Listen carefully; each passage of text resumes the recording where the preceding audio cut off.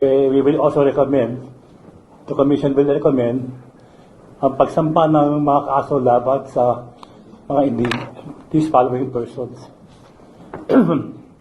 Former Senator Bong REVILLA Jr., Bernard Ngo, Carlin Villa, Gerard Opolencia, Manny Bolusan, Ruel Umali, Jean Ryan Altea, Carlin Yap Villa, J.Y. De La Rosa, Mrs. Patron, and Carlo Aguilar. Ang posibleng mga kaso ay direct or indirect bribery and corruption of public officials, plunder, and administrative sanctions, amongst others. We're also submitting new evidence in addition to our previous referrals, which may possibly lead to more charges for the following individuals.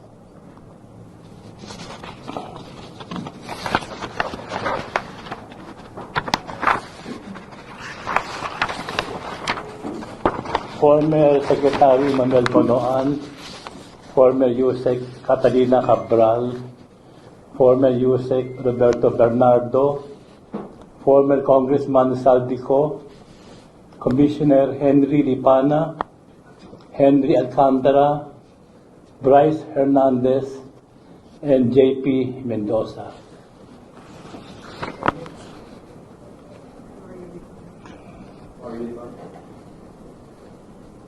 Because of the gravity of the allegations, the Commission also recommends that the following individuals be referred to the Office of the Ombudsman for further investigative review and case build-up, with the understanding that any additional evidence obtained by this Commission will be transmitted immediately. Number 1, Senator Chis Escudero. Number 2, Senator Nancy Binay.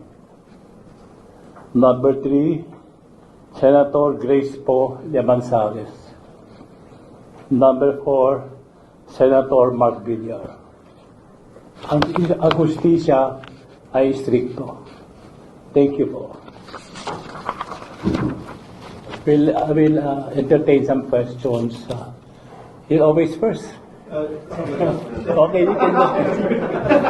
Ayan, sir, medyo lang ang casual briefing. So, Secretary Simpson, December 15 activities can be stretched to the end of the year. Tama ba? We are waiting for the acceptance by the palace. How do we feel and how is it going to affect the work of the Commission? And meron ba tayong possible replacement that you're thinking of? I don't know of anybody yet, but I will miss him. We will miss him. Sir, dun po sa mga, did he talk to you personally? Anong sabi ba niya? Nahirapan or? Well, yeah, for health reasons and also for security, because he's not used to this kind of life. Alright. Sir, sa filing po ng charges, what was the basis of the recommendation? Any particular affidavit that you based on this filing charges? Well, of course, the affidavits given by, I think, Mr. Bernardo, and testimonies given also. Why did we? But I want divulge out any other. Sir, why did we give weight on the affidavit of Yusek Bernardo? Why did we give weight on the affidavit of Yusek Bernardo? Well, I see sincerity on his part. Then no comment already.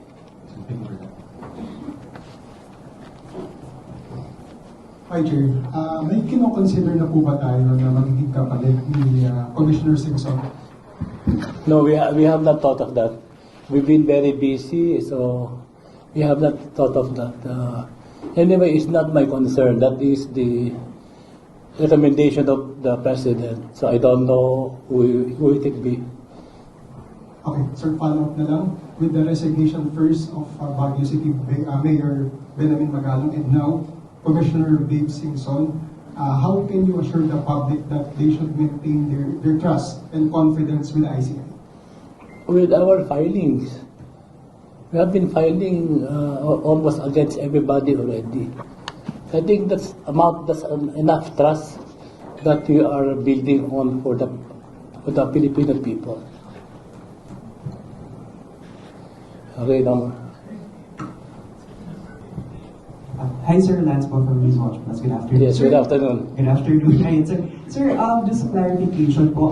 Dun sa apat na senators na further investigative review and case build-up, clarify lang, sir, wala pa tayong parang pinapa-recommend na charges, just investigation. Unlike po dun sa batch ni na Senator Revilla na blunder, direct bribery, recommendation. Well, as I said before, even the last two press conferences, we need witnesses, mga driver, mga katulong, kusinera, bank clerk, secretary, accountant. We need more witnesses, no? And then, pangalawa, we are not washing our hands from these cases. We are just joining hands with the ombudsman.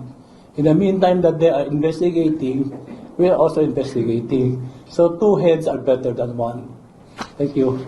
Justice, good afternoon. May magiging effect ba yung pagbaba ni Commissioner Singson sa Independent Commission dahil nga mabubutasan kayo for ilang weeks din since December 15 and then tuloy-tuloy pa rin yung investigation nyo dito?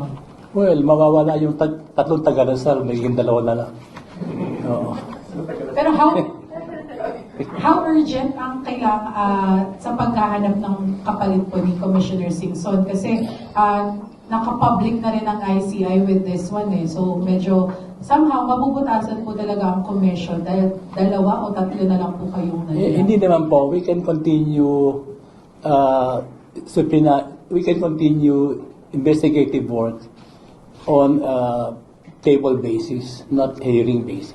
Sir, do you think yung mga na-unfold sa mga hearing, sa investigation niyo po, ay may epekto doon sa pagbaba po ni Commissioner Singson? No, he cited health reasons. Hi, Justice. Good afternoon. Good afternoon. From ABS-CBN. Sir, dun lang po sa naging live streaming po natin, no? How would the ICI explain to the public the decision of the ICI to immediately approve the request for an executive session without the resource person explaining the specifics of if there is a really serious threat to their lives? No, they mentioned a lot of reasons, not only threat to their lives. Pero kanina po wala yatang specific mention. There was, if I remember correctly. But rest assured that, we'll try our best to encourage the people to have no live streaming. And do we have the schedule now of the appearance of House Majority Leader Sandro and Davao City Congressman Pulong? As of now, no definite time yet. Thank you.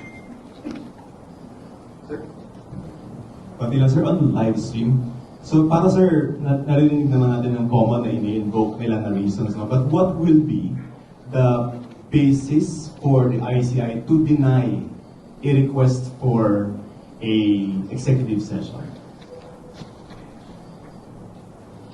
Well, Meaning, what is not acceptable, what is not an acceptable reason for the ICI to justify invoking the executive session? maybe it's a very flimsy reason. Like what, sir? It does not like our face, maybe something like that. Pero sir, like aside from that, mga There must be a reason for non-appearance. pero sir, hindi naman magiging default mode natin. Although we are going live stream, baka naman lahat ng resource person nyo, sir, since nakita nila na you can invoke the executive session, puro na lang tayo executive session. Well, that's the right of a person. It's his personality, his humanity, and his personal life. Sir, just a little bit more on the hearings today.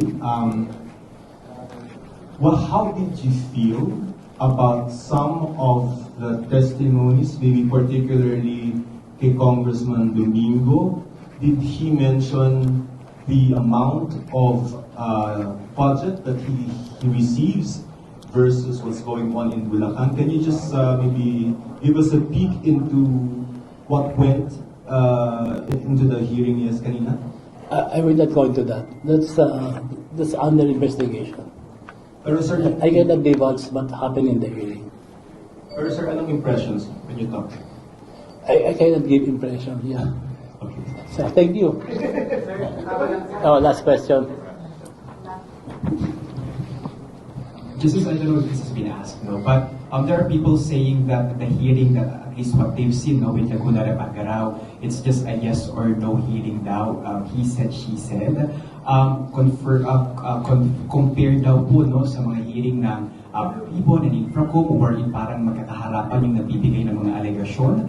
How can we ensure that the ICI will be able to get the information and verify it in a way, no, from our resource person and not just rely on whatever they will say po? Well, a witness, you can see a witness if he's lying or not. Makikita mo rin sa body language. So there are a lot of things that you can decipher in a person from his tone, from his body language, from his face. So that's what I've been trained as a prosecutor for 9 years. So, but that answer I cannot really give an answer. But that's my personal evaluation of a witness. Yung kanilang appearance, if they're afraid, they're always looking around. Maraming bagay. But we're not looking at for example po, yung mga recent volunteers po, there were allegations from the Discayas. Is it possible that the Discayas will be called again and then some lawmakers will be called again? And then maghaharap po sila sa kanilang mga testament or affidavit here sa ICI? Well, very possible to ask them to come and clarify or add or continue more what they're saying. So possible. Anything is possible if you're doing investigation work. You may go back and review. So, okay na tayo. Okay, thank you. Day babes. Nalulungkot ako. Kasi? Alam. Kasi po bakit? Alam ko anong reason pero nalulungkot ako. Nasasayangan kayo, sir? Sayang. Kasi talagang very, very competent sana siya. Reaction niyo lang po sa resignation ni Secretary Babes. Alam mo, yung nag-usap na kami ni Sec Babes, no, about it, and you can ask him na lang yourself, pero ang sinabi niya sa akin, nung sinabi nga niya na may plano na siyang magbitiw for personal reasons, pero mostly ang rason talaga niya is, sa tingin niya is yung kanyang role sa ICI, ano na rin, no? Yung kanyang technical expertise, dahil nga marami na rin na file na kaso, marami ng gusto na niyang i-devote yung kanyang expertise sa pagtutulong sa DPWH sa pag-implement ng mga project ng tama. Specifically, ang sabi niya sa akin, gusto niya niyang tulungan si Presidente sa pag-implement nung 18 Major River System Master Plan, no, for flood mitigation na sinimulan niya nung siya ay DPWH Secretary na unfortunately hindi na implement. No, so specifically sinabi niya sa akin, sinabi din niya alam ko sa ating Pangulo na yun ang gusto talaga niyang ibigay ang kanyang expertise, lalo na ngayon na ibigay na niya yung kanyang expertise sa ICI. So yun ang usapan namin several weeks ago. He just resigned sa ICI, sir, pero he still Sorry? manifests his willingness to help po sa other projects. Oh yes. In fact, he manifested his full support to to what the President wants to do and to what DPWH wants to do moving forward. Last question. So what about yung latest yung latest referral? Sorry? Yung latest po na referral na submitted to Ombudsman, ano po? Yung ngayon?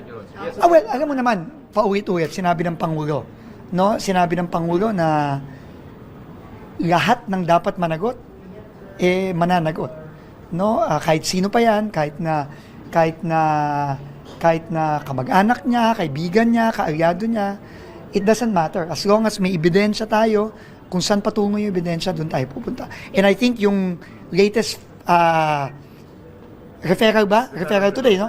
Yung latest referral ng ICI, again, proof yan nung sinasabi pa ulit-ulit ng ating Pangulo.